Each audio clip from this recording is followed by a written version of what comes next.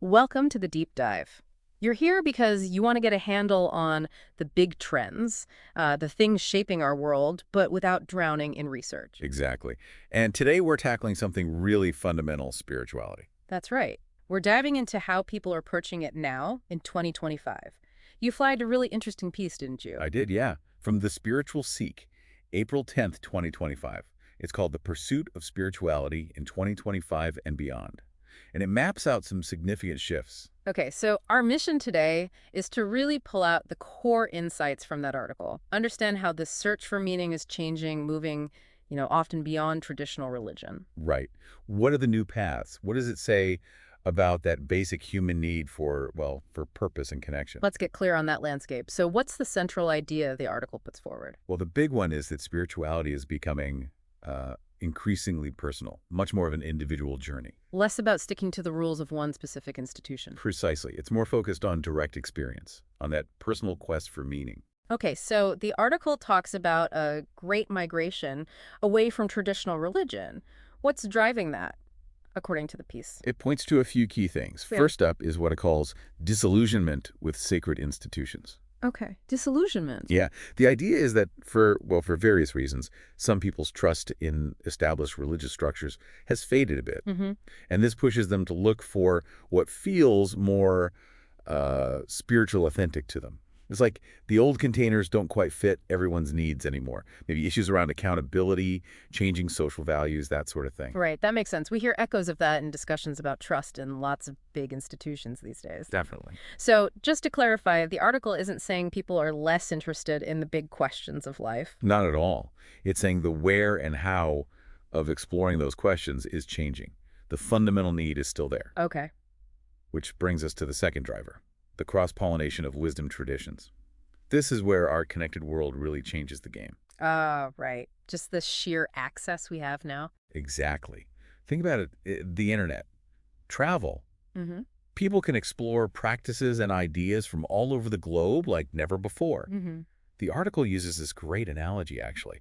It compares seekers to bees gathering nectar from diverse blossoms. Oh, I like that. Yeah, creating their own unique blend, their own spiritual honey, by drawing from different sources that really speak to them personally. So it's less about sticking to one menu and more like building your own spiritual plate. That's a good way to put it. And the third factor mentioned is the primacy of direct experience. Meaning personal encounters matter more than just being told things. Yes, for more and more people, their own experiences, that feeling of awe in nature, the quiet for meditation, maybe being moved by art, those moments carry real weight. More weight than doctrines learned secondhand. Right. They offer a kind of validation, a direct knowing that maybe traditional teaching alone doesn't always provide.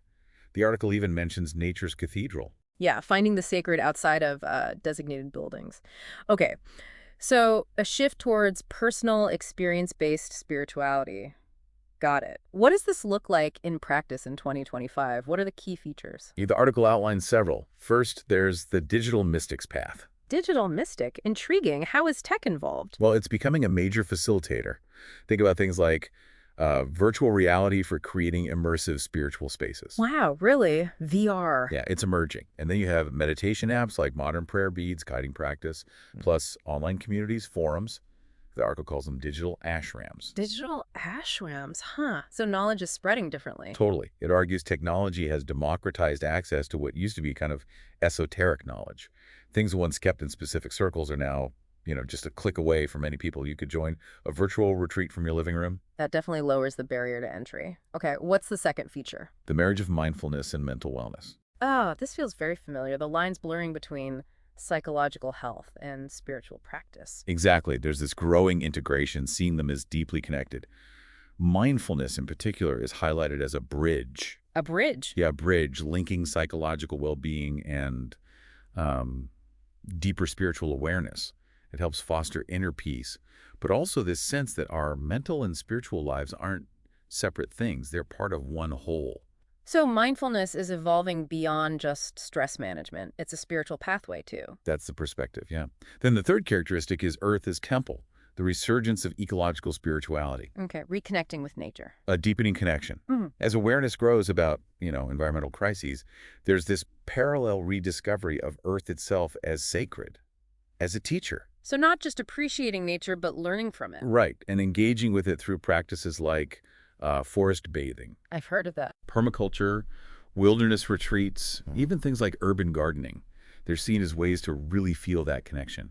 It's shifting from an abstract idea about the environment to a lived experience of kinship with all creation, Yeah. as the article puts it. Kinship with creation. That's Yeah. powerful. Okay, and the last feature mentioned. Activism as sacrament, spirituality in service of justice. Activism as sacrament. Okay, explain that one. It points to this growing belief that inner spiritual work shouldn't just stay inside. It should naturally flow outwards into compassionate action in the world. So your inner peace fuels outer engagement. That's the idea. Spiritual principles like interconnection, inherent dignity are increasingly motivating people in social movements. Things like climate justice, racial reconciliation. Yeah. They're drawing on this spiritual grounding. So it's not just about personal enlightenment anymore. It seems not exclusively. The view is emerging that true spiritual practice involves contributing to the greater good, working for a more just world. The inner and outer journeys support each other. A more holistic view. Okay, so lots of interesting developments, but the article also mentions challenges, right? It's not all smooth sailing on these new paths. No, definitely not. And it's important to acknowledge those. The first one is called the labyrinth of infinite information. Ah, yes, information overload, especially online. Exactly. There's just so much out there, teachings, practices, opinions. It can be completely overwhelming. How do you sort through it all? Well, the article stresses the need for refined discernment, being able to tell the difference between genuine wisdom and what it calls spiritual fast food. Spiritual fast food, like superficial quick fixes. Kinda, yeah. Things that might feel good momentarily but lack real substance or transformative power. You need that inner compass to navigate. Makes sense. What's the next challenge? The marketplace of sacred wares. Right, the commercialization aspect, we see it everywhere, expensive retreats, branded gear. Precisely. Products promising enlightenment for a price. Mm. The article warns against getting caught up in the materialism of it all. Focusing on the external stuff instead of the internal work. Exactly. It uses a really good analogy. While the bowl may be beautiful, it is the water it contains that truly quenches thirst. Keep the focus on the essence, the transformation, not just the accessories. Good point. Don't mistake the fancy bowl for the actual water. Yeah. And the final challenge. This one feels very relevant today. The paradox of connected solitude. Connected solitude, meaning feeling alone even when you're technically connected online. That's it. You can be part of huge online groups, access endless information, but still feel isolated in your actual spiritual journey. Mm. It highlights that there's really no substitute for, genuine in-person community. Mm. Shared practice, mutual support, finding that balance between individual exploration and real human connection is key. So tech connects us in some ways, but it doesn't necessarily fulfill that deep need for shared presence and community in a spiritual sense. That seems to be the crux of it. Building that meaningful community remains a big piece of the puzzle for many people navigating this landscape. Okay, so bringing this all together then, if we're summarizing the key takeaways from this deep dive, based on the article, what stands out? Well, clearly there's this strong trend towards personalization, towards individual paths. Technology is a huge influence, both enabling access and posing challenges. Right, and we're seeing this integration spirituality weaving into mental wellness, into our relationship with the planet, and even into social action. Definitely. But alongside those opportunities come the hurdles. Yeah. Navigating information overload, avoiding commercial traps, and finding that balance between online connection and real-world community. It sounds like an ongoing evolution, really. The article talks about it as a journey towards greater wholeness, towards understanding our multidimensional nature. Exactly. Not a final destination, but a continuous process of growth. It uses that image of the lotus flower. Yeah, emerging from the mud, suggesting growth comes through engaging with life's messiness, not by avoiding it. A really fitting image.